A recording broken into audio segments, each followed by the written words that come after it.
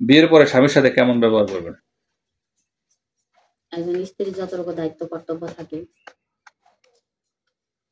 এতটুকুই করবেন। আচ্ছা, যদি একটা ছেলেকে দেওয়া হয় আপনার কাছে যে ছেলের চরিত্র ভালো না মন্দ এটা পরীক্ষা করে জানাও, আপনি কি করবেন তার সাথে? কিভাবে পরীক্ষা করবেন?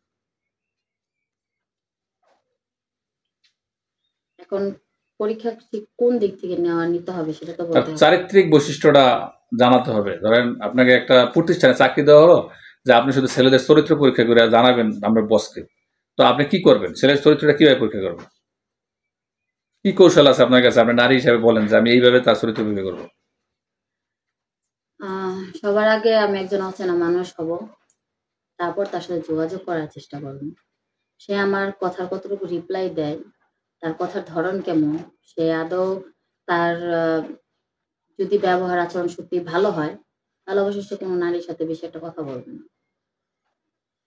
কোনো একটা নারীর সাথে কথা বলবে না, মানে এড়িয়ে যাবে। হ্যাঁ। এভাবেই আপনাদের চরিত্র পরীক্ষা করবেন। আচ্ছা, বুঝতে না স্ক্রিনে যে নাম্বারটি দেখছেন এই নাম্বারটি চ্যানেল কর্তৃপক্ষের নাম্বার, এই নাম্বার ইমেল এবং হোয়াটসঅ্যাপ আছে।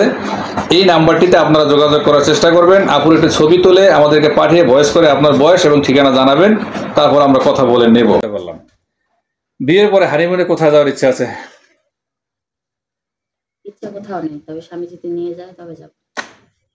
এটা কি করে হয়? একটা মানুষের ইচ্ছা ছাড়া বা পরিকল্পনা ছাড়া কোনো মানুষের জীবন চলে? আমার জীবনের পরিকল্পনা এটাই জাস্ট স্বামীর উপরে নির্ভর করে থাকবেন। হুম।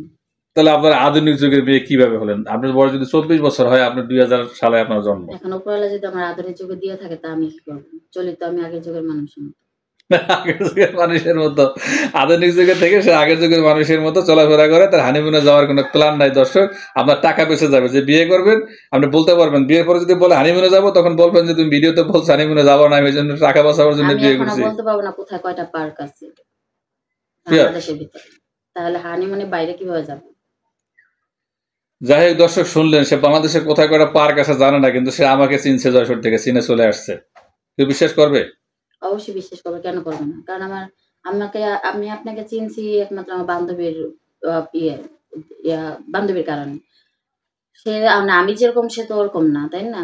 সে বিভিন্ন জায়গায় ঘোরাফেরা করে, সোশ্যাল মিডিয়া দেখাশোনা করে, সে ওইসব দেখে শুনে আপনাদের খবর পাইছে, আমি ওর থেকেই পেয়েছি।